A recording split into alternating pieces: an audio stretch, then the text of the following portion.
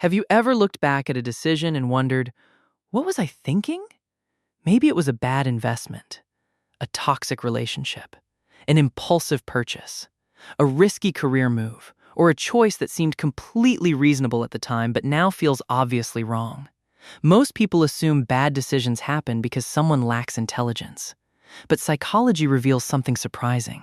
Some of the smartest people in the world make remarkably poor decisions. And the reason has very little to do with IQ. In some cases, intelligence can actually make decision-making worse. Not because smart people know less, but because human brains were never designed to be perfectly rational. They were designed to survive. And survival often depends on shortcuts, mental shortcuts, emotional shortcuts, social shortcuts. These shortcuts help us navigate thousands of decisions every day. But they also create predictable errors. Psychologists call these errors cognitive biases. And once you understand them, you'll start seeing them everywhere, including in yourself. Most of us imagine ourselves as logical thinkers. We like to believe we carefully analyze evidence, compare alternatives, evaluate risks, and make rational choices. But research suggests reality is far messier. Much of human thinking happens automatically, long before conscious reasoning enters the picture. Imagine walking into a store. You see two products. One costs $50. The other costs $100 but is labeled 50% off. Suddenly, the discounted product feels like a better deal, even though both products now cost exactly the same amount. Nothing changed except the presentation, yet your perception changed immediately. Psychologists call this framing, and it reveals an important truth. The way information is presented often influences decisions more than the information itself. One of the most powerful decision traps is confirmation bias. The tendency to seek information that supports existing beliefs while ignoring information that challenges them. Imagine someone becomes convinced that a particular investment will succeed. What happens next? The brain starts behaving less like a scientist and more like a lawyer. It searches for supporting evidence. Positive news feels persuasive. Negative news feels exaggerated. Warning signs are dismissed. Supporting information is amplified. The person doesn't feel biased. They feel informed. That's what makes confirmation bias so dangerous. It hides itself. And because it feels like objective thinking, people rarely notice it happening. Now add another powerful force: overconfidence. Researchers consistently find that people are often more confident than accurate. And this doesn't only affect beginners. Experts experience it too. In some situations, expertise can increase confidence faster than it increases accuracy. The more knowledge people acquire, the easier it becomes to believe they fully understand complex systems.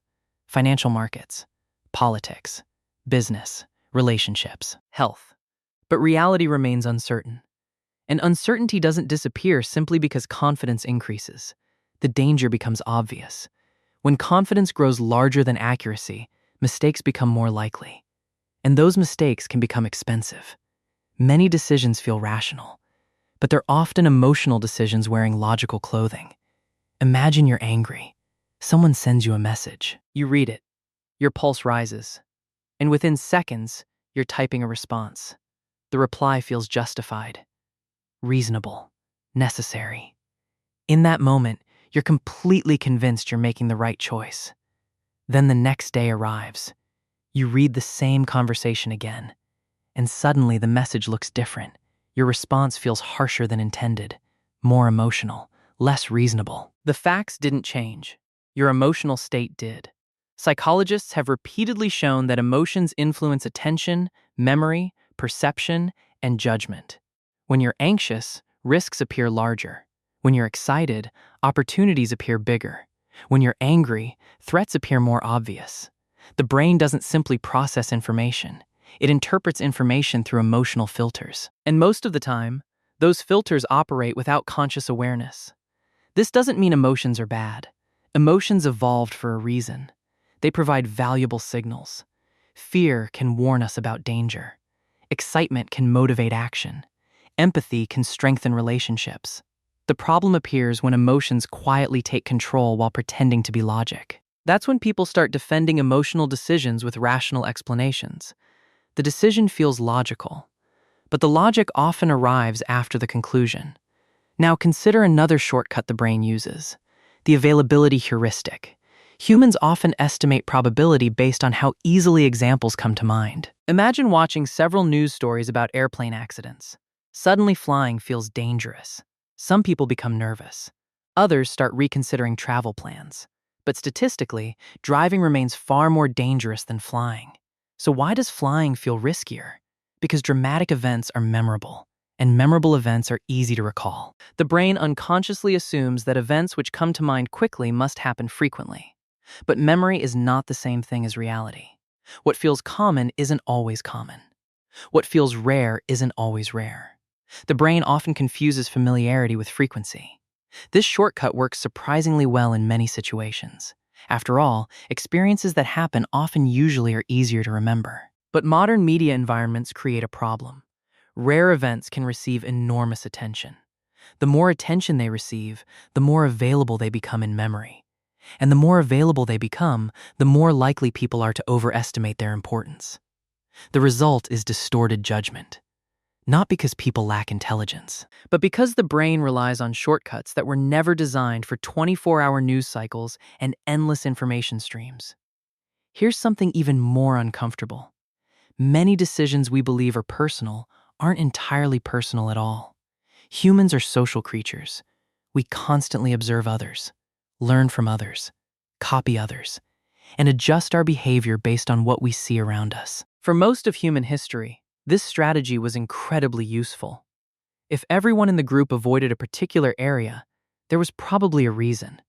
If everyone gathered food in a certain location, following them was often a smart decision. Social learning increased survival, but it also created a vulnerability: herd behavior. People often assume that if many others believe something, it must be true. If many others buy, they buy. If many others sell, they sell. If many others panic, they panic. The logic feels reasonable. After all, thousands of people can't all be wrong. Except sometimes they can. History is filled with examples of crowds moving confidently in the wrong direction. Financial bubbles, market crashes, political movements, social panics. The remarkable thing is that individuals inside these situations rarely feel irrational. Each person sees everyone else making the same choice. And that shared behavior becomes evidence. The crowd reinforces itself, until reality finally interrupts the illusion.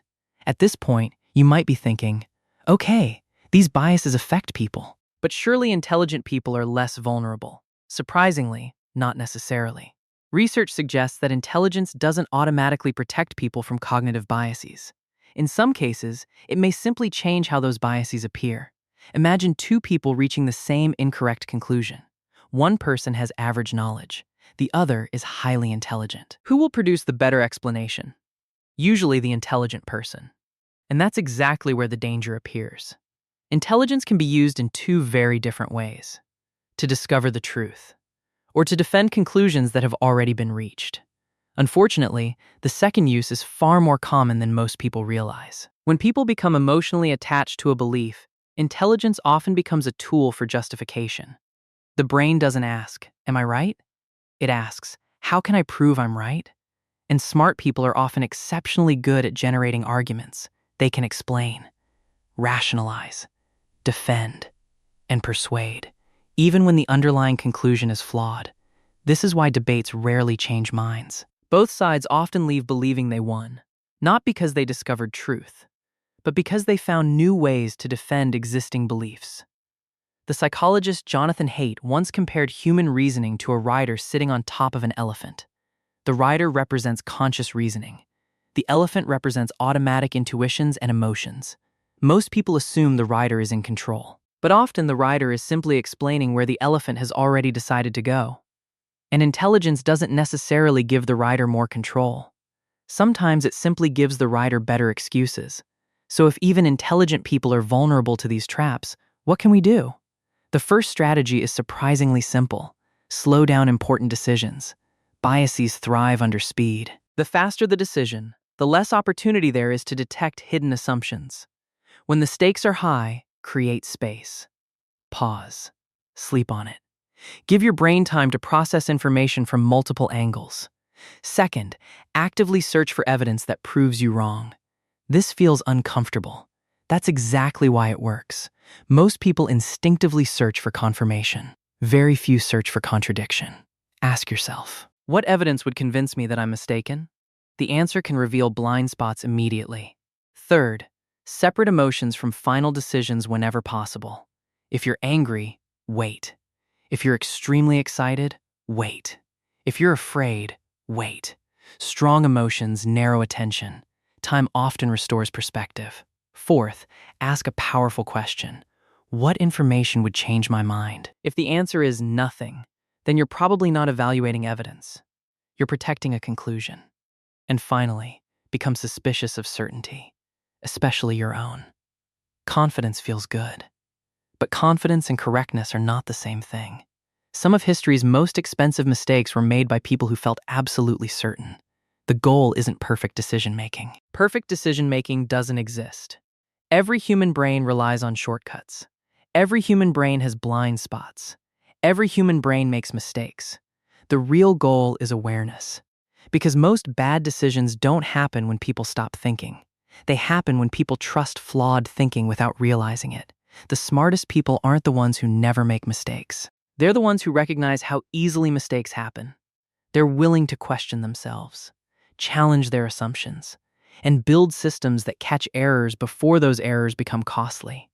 The moment you understand your biases, something important changes. You stop treating every thought as truth. You stop assuming every feeling is evidence. You stop confusing confidence with accuracy. And while you may never become perfectly rational, you become far less vulnerable to the invisible forces shaping your decisions. That alone can improve your relationships, your finances, your career, and ultimately, the direction of your life. Because better decisions rarely come from being smarter. They come from understanding how your mind actually works.